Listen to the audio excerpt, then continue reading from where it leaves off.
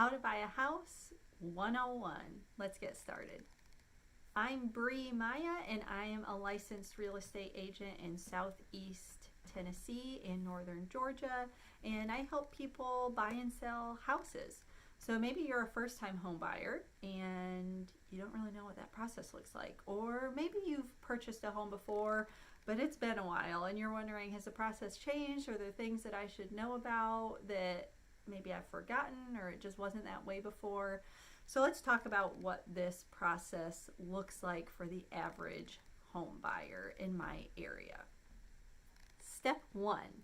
The first thing you want to do is actually speak to a lender, address the financial piece of things. Most people want to wait and save this till the end because it's one of the more unpleasant parts of the home buying process for most people.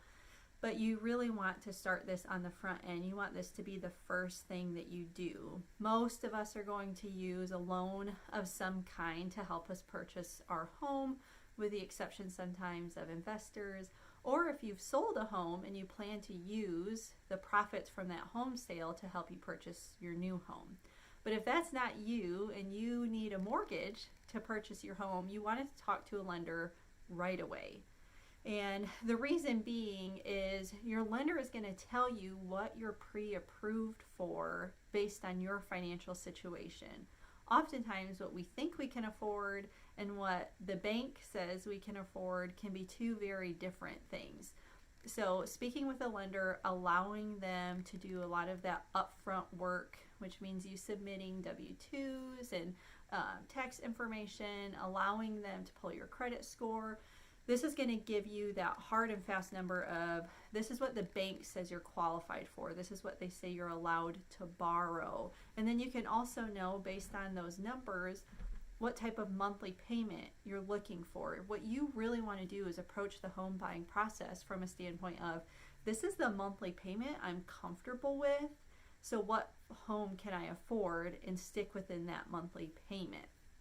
And a mortgage lender is going to be able to help you do that because they can talk to you about your private mortgage insurance and the taxes, which can obviously vary from neighborhood to neighborhood that you're looking in, the actual mortgage, and then that interest rate that you're falling into. And that interest rate varies based on your credit score and a number of other criteria. So you don't want to push this off to the back burner. You want to do it now. The last thing you want to do is start looking at homes and you start to fall in love with something, and then you find out that that's actually outside of your budget. And that's such a disappointing situation to be in. It kind of knocks the wind out of your sails.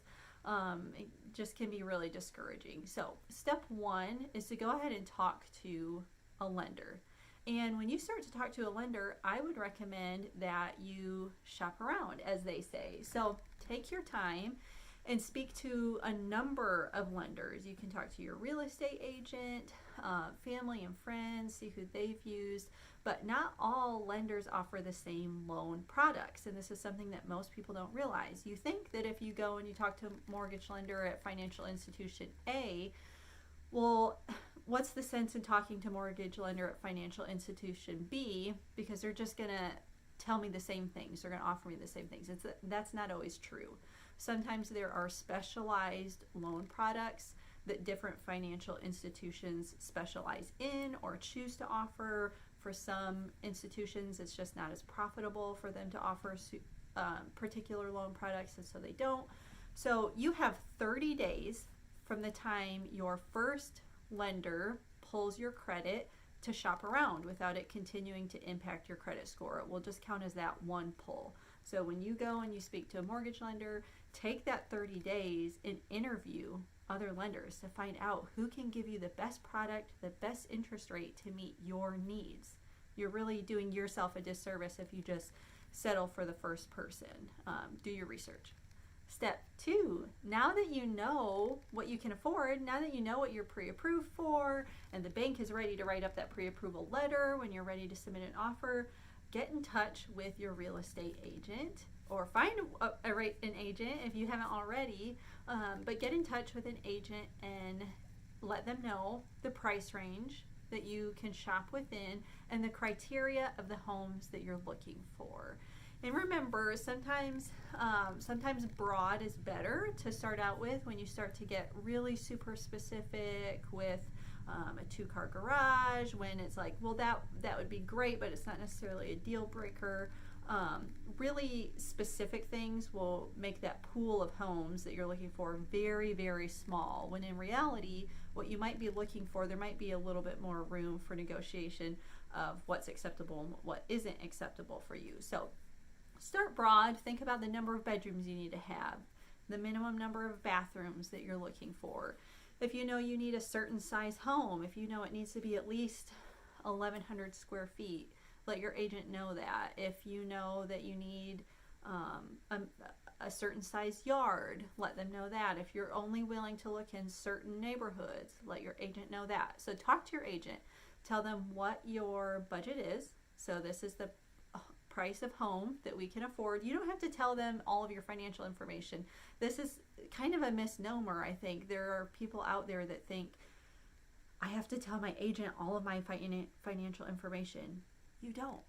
I don't need to know all of my clients' financial information. All I need to know is what the bank said you're pre-qualified for, and we can work off of that. I don't need to know what you bring home. If you want me to know, that's great, but I'm not going to ask you those questions because that's not my business. That's between you and your lender.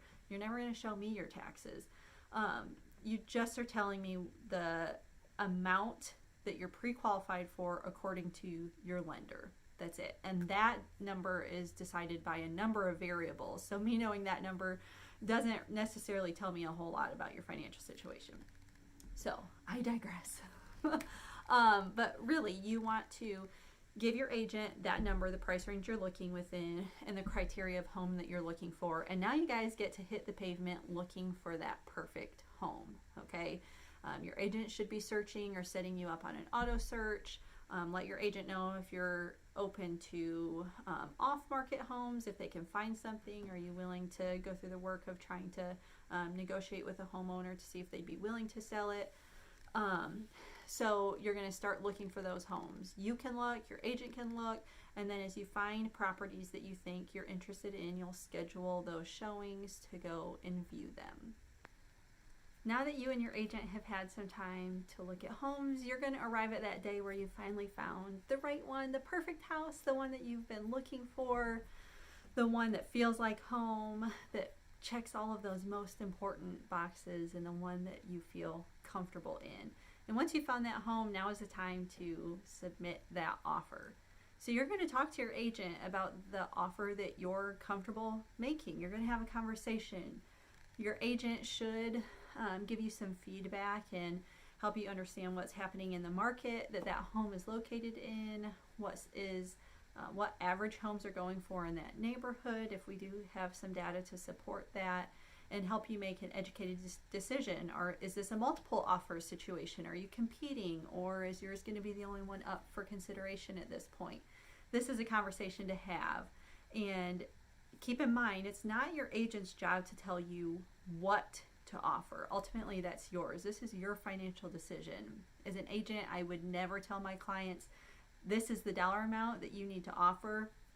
We'll have a conversation, and I will give you the information that I have as far as the neighborhood and the market goes, but ultimately, you have to be the one that arrives at that final number and any stipulations and things like that you want built into your offer. But your agent can help you make informed decisions about what you're comfortable with. So you've talked to your agent, you've decided what you want to offer. Now your agent is going to write up that offer for you. Now, most of the time this is done electronically, just because that's just kind of the world that we live in now, right? So you might have this conversation in person after you viewed the home, or it might be something up where you call your agent up on the phone and say, hey, we decided we really want to place an offer. And your agent's going to get to typing up that offer and all of the required documents. There are so many documents, okay? So if you're a first-time home buyer especially, or even if you haven't purchased a home in several years, say 15, 20 years, or maybe you're relocating from another state and the documents in another state are different from what we're using in Tennessee or Georgia. This can feel overwhelming when you get emailed 15 documents that need your signature and you're like, what did I just get myself into? Because of course these are legally binding contracts, which means they use a lot of legal language, which means it feels overwhelming sometimes. So you're going to want to read through that, ask questions if you need to. Don't feel like you have to rush through things, but you do want to try to get through it in a timely manner and fashion. But once your agent has everything filled out, they're going to email it over to you for your electronic signature. And this is the point when you want to read through everything, make sure it's all correct. You're offering what you said you wanted to offer. There's no mistakes. Check things like spelling of your name and little things like that. And then you're going to electronically sign and return those, or with some systems, once you sign it, it automatically returns it back to your agent. And then your agent is going to submit those completed documents, that offer, to the listing agent, to the seller for review and consideration. All right, now that you have submitted your offer and it's being reviewed by the seller, one of three things is going to happen. And remember, when you reviewed your offer, you should have noticed that it had an expiration period. So in our area, what is most common is 24 hours. Sometimes agents make that shorter. Sometimes it's requested to be longer. It just kind of depends on the situation. So make sure you discuss that with your agent and you have an expectation there. But within that expiration period, the seller has to make a decision about your offer. So one of three things is going to happen. You could either get a just flat out acceptance. So the seller has accepted your offer as is, everything that you wrote into it, they are A-okay with, and now we're moving forward. So that could be your first option. That's your best option. It's just a good old-fashioned acceptance. The second option is they could just reject it. Now, this is most often going to happen if you're in a multiple offer situation and yours just didn't win out. But it is an option regardless. You could just get that rejection, and that just means that door is closed on that particular property, and now you're moving on to try to find the next one. Option 3 is that they could counter offer. So maybe they didn't love everything about your offer, but they still want to try to make it work, so they're going to counter offer with something different. This could be a change of price. This could be a change of stipulations or contingencies that you wrote into your offer. They could change a number of things about your offer. They could change one thing. They could change everything. They counter offer. If you're in a counter offer situation, their counter offer also has an expiration period in which you need to review and make a decision about their counter offer. And then you have those same three options that they did. So you can either accept it, you can reject it, which means you're walking away from the offer altogether, or you can recounter. And then that can go back and forth until we finally have an acceptance from one party. So once you have arrived at a point of acceptance, now you are under contract, okay? You're in a legally binding contract at this point. Now your contract did provide provisions for opportunities out of that contract if necessary, but this is not something that is easy to just walk away from because you just suddenly had a change of mind. So don't take your decisions lightly. Once you are under contract, you will submit what is called earnest money. Earnest money is kind of like a security deposit meets a good faith gesture, if you will. In this particular region that I serve in, earnest money is most common, and it's most common in the amount of 1% of the offer price, the accepted offer price. So if it's a $200,000 home, you would offer $2,000 of earnest money. Now, how much earnest money also lets the seller know how motivated and serious you are to buy this property. So that amount, that 1% rule, is just general practice, but it's not written in law. It's not required. The law, most agents wouldn't like me saying this, but the law doesn't actually require you to put down money. It just requires some type of exchange to secure the arrangement. But in this area, money has become so earnest money has become so commonplace that it would be very rare that a seller would even entertain an offer that's not using earnest money. So that 1% rule, again, is just a general practice that's become kind of like that guiding principle in this particular area, but is not required. However, if you offer less than that 1%, the seller is likely to interpret that as you being hesitant towards your offer or not really serious about it. If you offer way far and above that 1%, the seller is likely to interpret that as this is somebody who is very motivated and really wants this property. So just keep that in mind when you submit that earnest money. But once you're under contract, that earnest money is due within a certain period of time. That period of time was written into your contract. So again, that's why you want to read that closely and have that conversation with your agent. Oftentimes that's at like a 3 to 5 day period from the time that you go under contract. And it would be around here, it's most common that it is submitted to a title company. However, if some brokerages have all of the right positions and processes in place for certain brokerages to be holders of earnest money, then that could be a possibility. But I've only ever dealt with title companies being the holders of earnest money in this area. That's what's most common. But you submit your earnest money and now you're in your due diligence period. This is the period of time where you can do all of your inspections. Every inspection that you want done needs to be done within this period of time. Again, most common in this area is somewhere between 7 and 14 calendar days, though a seller could request that you make that as little as 5 days, or you could request that it's as long as 21 days. But what's most common is 7 to 14, and in that time, you're running all of your inspections. You need to get all of those inspection reports back, and you need to make decisions based on those inspections. Are you happy with everything the inspection said and you're good to just move forward as is in the contract? If so, great, we're just going to move forward.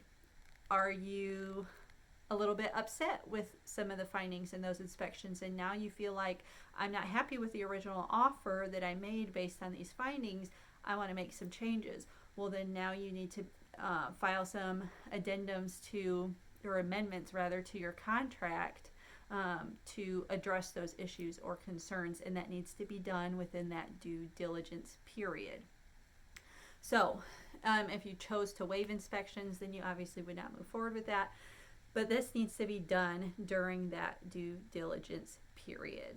Okay, if you chose within that due diligence period, based on the findings of your inspections, that you no longer want to move forward with the contract, you don't want to request amendments, you're just done, you don't want this house anymore, then legally you have the right to exit the contract. Terminate is what you would file a termination. Terminate the contract and you are entitled to that earnest money back. However, if you choose to move forward during that due diligence period, and if you requested amendments and those amendments were agreeable to the seller and you moved forward, and then suddenly after the due diligence period has ended, you decide, actually I changed my mind, I don't want to do this anymore, the seller technically can sue you, and the seller is entitled to that earnest money. You are no longer entitled to get that back. So that becomes a messy situation that you really want to try to avoid. So that due diligence period is an important period of time for you to really do your homework and make sure that you're making informed decisions. But let's say, for the purposes of this video, that the inspection went through, everything was great, you weren't worried about anything, it was just maybe little tiny things or like no big deal, you're ready to move forward. So now you're just going to move forward to closing, and during all of this period that you're under contract but you haven't actually made it to closing, you haven't gotten those keys yet, it's very important that you're not making any financial changes. Whatever your finances look like when you talk to your lender to get pre-approved, it needs to stay that way, okay? Don't go and buy a new car. Don't go and make any significantly large purchases. Don't borrow anymore. Don't suddenly apply for a new credit card. These can all be tempting things, right? Because now you have a house that you're ready to move into, and lots of people start to think about, okay, what are all the things I'm going to need to do with the house? And they want to start to like get their ducks in a row for this new life that they're creating in their new home. Just wait until you have closed on that home and you've got those keys. Any huge financial decisions that you choose to make between the time you were pre-approved and the time you close could cause you to lose that pre-approval and lose the home. Just try to coast from the time you go under contract to the time you close. On average, that's typically going to be between 30 and 45 days, depending on your loan. Now, can that drag out longer? Yes, but everyone is working really hard to make sure that that doesn't happen. So we try to avoid that. So if you can just chill for 30 to 45 days and just keep that same standard of living that you had when you got your pre-approval, you're going to be golden. So as we're working through that process with this last leg of your time under contract, everybody's trying to just keep up with their jobs. The buyer's agent is keeping up with you, keeping up with your lender, keeping up with the seller and the listing agent. The listing agent is keeping up with their seller, the buyer's agent, the lender. And you're just kind of chilling. You just need to hang out and be available when somebody needs you. If your lender needs additional information about something or needs you to answer a question, submit a document, just do that in a timely manner. Respond to your buyer's agent in a timely manner. Just keep up with things. And then you should sail pretty smoothly to that closing table. And on usually the day prior or the day of, you're going to do a final walkthrough of that home. It's preferable to do the day of closing if you can, but if you can't, that day prior is good. You just want it to be, you want to get in that house one more time, as close to that time you're going to the closing table as possible. The reason being is you're going to do some inspection. If you had negotiated any repairs as an amendment based on your inspections, you want to make sure that those things were done. Or you want to make sure nothing drastic has happened from the time you saw the house the first time and now, are there suddenly holes in the wall that there weren't before? You know, you just want to make sure that house is what you were expecting. Did they swap out appliances that you didn't agree on, or appliances suddenly now missing that were listed as conveying with the home? You want to find out about these things. You don't want any surprises. So ideally, that day of the closing, you're going to go to the house, you're going to do a final walkthrough, and then you're going to go to closing. Around here, it most commonly happens at the title companies, but it really can be done anywhere. You just have to have a notary and all parties necessary that need to be present. And you're going to sign all those final documents. You're going to pay all those pesky closing costs and wrap everything up. And we can kind of talk through what closing looks like in a whole nother video. But when you get to closing, that's when you're giving all your final signature, you're paying all your final fees, and those beautiful keys that you've been waiting for get handed over to you. And now the house is yours to do whatever you want with. And if you want to go get that new car and you want to go get that credit card, do it. But you waited until it closed. So that's the home buying process in a nutshell. We can definitely go into more depth on each part of that process, and I will try to do individual videos about different pieces of that.